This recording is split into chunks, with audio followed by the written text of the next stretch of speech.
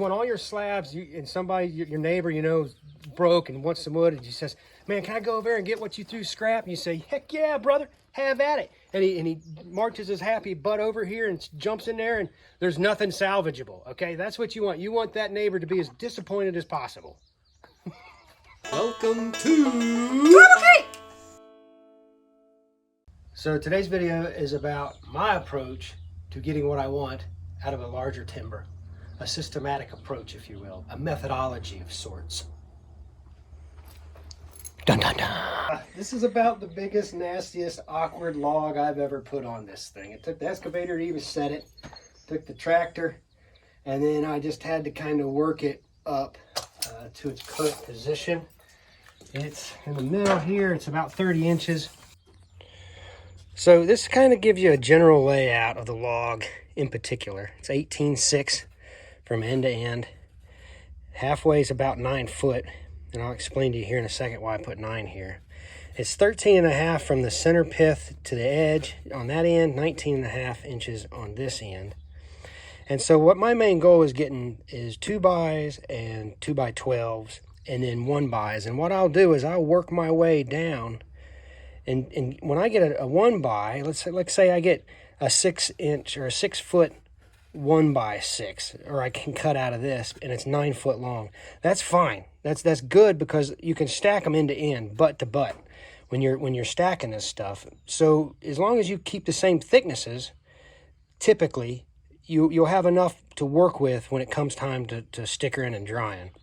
So in this case, I'm doing 2 inch and 1 inch, and that's it as far as my thicknesses when it comes to stacking. And so, you know, a log this size, you can see there's 3 inches difference there. And so, you know, you don't want to just scrap that 3 inch from the flare end to, say, the middle of the log. So this is kind of what I was talking about, laying out for a general of what I'm wanting to get out of this log. And that is also a reason why when you're staging it, that you need to relocate it to where the small end is facing you. It just makes life a lot easier because it's hard to do all this on the other end. You have to go back and measure and jump it back and forth when you can just lay it out kind of here and you have a gist of it. Now, I'm not going to go by these lines. I laid out these lines when it was laying out in the yard as an example. What I'm going to do is math, okay?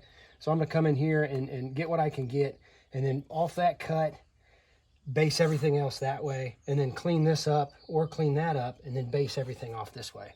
So it'll be 2 inches, 1/8, 2 inches, 1/8, 2 inches, 1/8. So your second 2x, you'd add an 1/8. Your third one, you'd add another 1/8. Your fourth one, you add another 1/8. So if you're cutting out 4, you'd have 3/8 that you would need to compensate because each time the blade's taken out.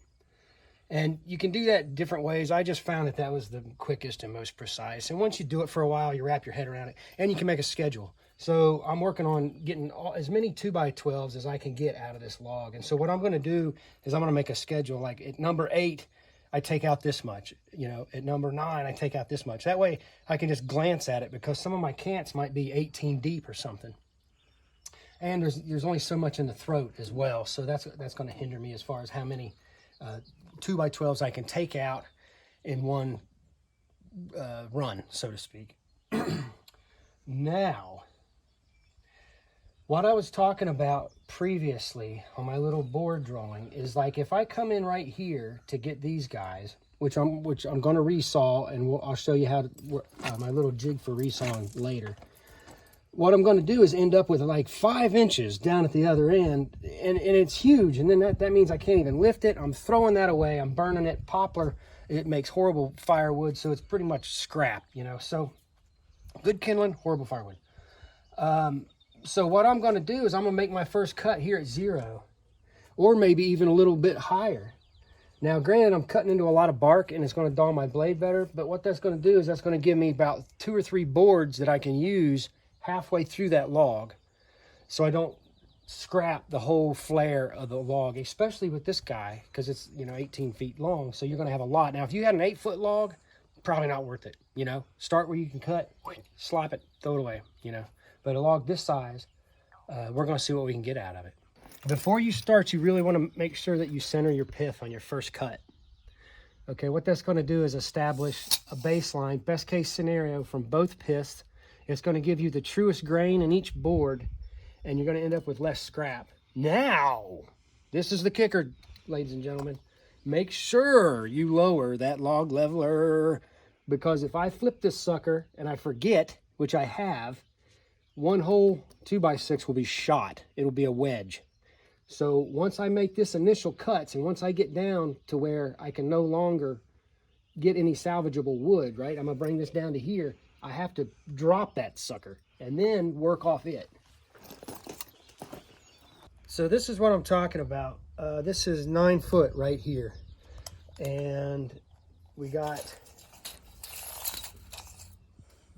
almost 6 inches. So I can get a 1x6, 9 foot long. And I started cutting in halfway through the log. You see that? So I even went up like 2 inches on the top, and I could still get that wood still salvageable to me, especially because I can resaw it. Plus, it makes your slabs more manageable. Okay, for one person, you're not killing yourself, you're not getting tendonitis, and look at what I'm throwing away. Okay, I mean there's hardly nothing there that's salvageable. And that's what you want. You want all your slabs, and somebody, your neighbor, you know, broke and wants some wood, and he says, man, can I go over there and get what you threw scrap? And you say, heck yeah, brother, have at it. And he marches his happy butt over here and jumps in there, and there's nothing salvageable, okay? That's what you want. You want that neighbor to be as disappointed as possible.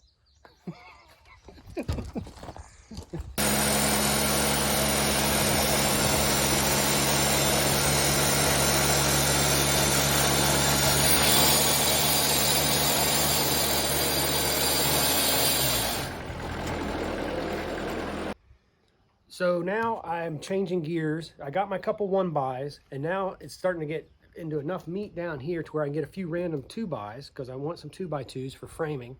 So as you're milling this stuff, think about stuff like that, you know, can I use it for other projects?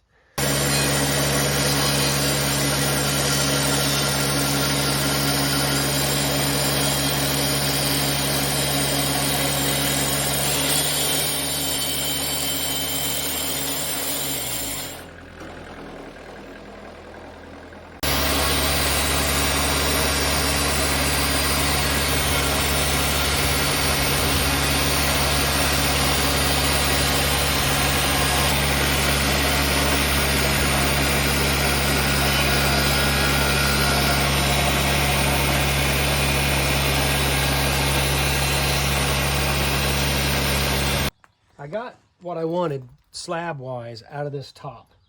Now we're going to pull them off, and I'm going to flip it around and start working this. Actually, I'm going to try to start working this bottom side back in so I can get my original cant for my 2x12s.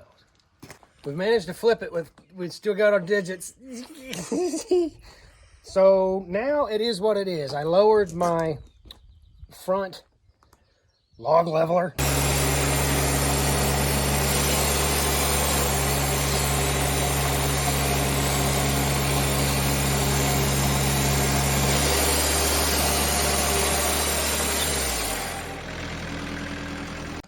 I need a 12-inch cant is what I'm shooting for, with my pith in the middle, my grain running this direction. That puts me at 12 inches. Then I'm going to get another 2x and another 2x12. So that puts me at 14 1/8. Then it puts me at 16 1/4. Then I'm going to work my way up with 1x's. So if I can get another 1x, that'll be 17 3/8. And then another one will be 18 1/2. So you're always adding, and you're working from your base, which is what we established last time. Hope that all makes sense.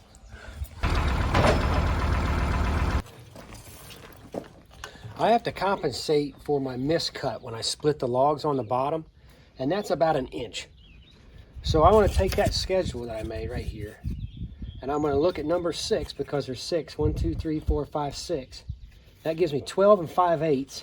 Then I want to add 1 inch. So it's 13 5/8. That's where I'm going to be basing my absolute, same as my 12 12 to get my cant this size. So at 13 5/8, then I can go up to like 14 3/4, okay? And then I can go up again to 15 7/8. but in this instance, I don't think I have enough log to do that. But that's how you would work. And that's going to give me parallel sides, squared top, and then compensation for my miscut on my bottom for 1 inch.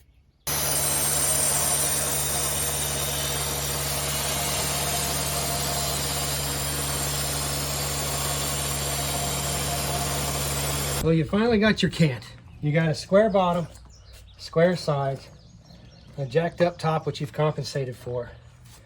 You're ready to rock and roll. We got some more videos on how to set up an old mill from scratch to get it to cut true, which was an undertaking on my part, a lot of teeth cutting. We also have a tutorial on how to sharpen blades, because I got sick of sending the blades out for an indefinite amount of time, and I got sick of the expense. And so be sure to check those out, and if you like it, subscribe.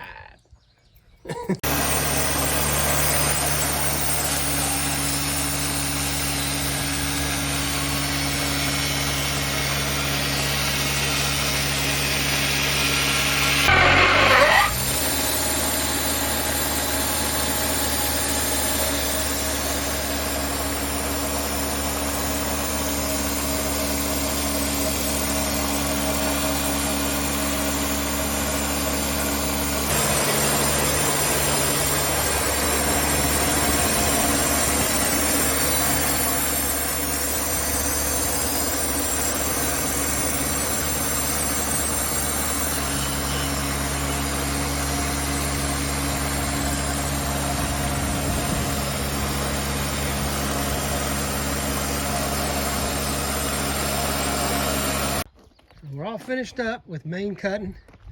We got some resawing to do, so make sure you guys stick around and see how we pull that off with these big old slabs. That's all handwork. I want to let you guys check out how much sawdust one log produces. Look at that. I mean, granted, it's a big log, but my oh my, what a pile of sawdust. And stick around for our future videos. I'm going to have a kind of a summary of little things I did on my mini winch install, dump bed install, lift kit. You know how it goes. Whoop whoop. All right, check it out. Proof's in the pudding. That's what I'm talking about.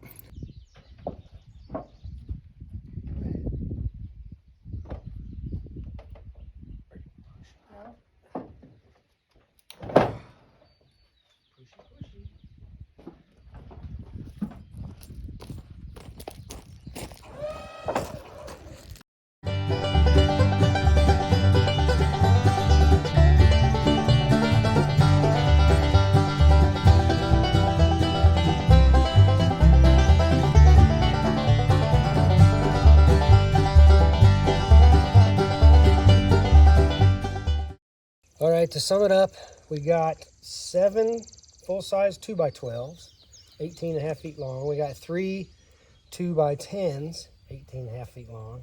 1 really nice 1x12, and then 1, 2, 3, 4 random 1x's and 4 2x2s at a half a tree.